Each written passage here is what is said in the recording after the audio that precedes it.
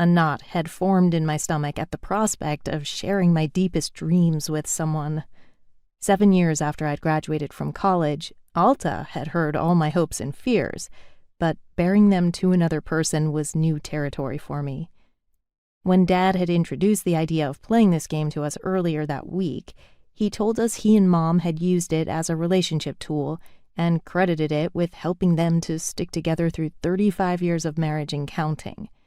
The idea that Rob and I would someday be committed enough to make such serious long-term plans together seemed like a pretty big assumption.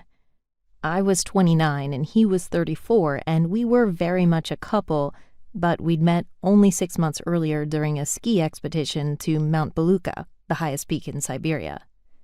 Neither of us had ever been married, and neither of us had thought marriage was in either of our futures. Rob had been the cinematographer on the expedition, and I was part of the talent crew, although without being a sponsored member of an athlete team, I almost hadn't been. The North Face, one of the companies backing us, wanted its athletes to be a part of the trip, and Rob, who was a team member and a pioneer of American extreme skiing, did his due diligence and found out that I was a nobody in the professional skiing world who lived in the tiny remote town of Ophir in southwest Colorado. In his estimation, the film would have less appeal with a no-name like me in it than it would if everyone were well-known, and rumor had it he wanted me off the trip.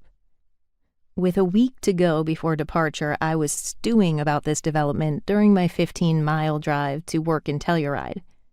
"I don't want to go if I'm not wanted," I said to my friend Anne, who was riding with me. "I think I'm going to back out." "Are you kidding? An all-expenses-paid ski expedition to Siberia? You've got to go. Whatever is bothering you, get over it. This is the chance of a lifetime." I took Anne's advice and flew to Switzerland as planned with Ace Cavalli, who was an internationally renowned photographer, as well as my regular climbing partner and the person who had dreamed up the idea of this expedition.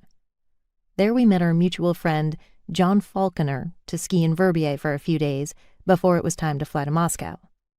The night before our flight, a knock came on the door at John's house, and in popped Rob's smiling countenance.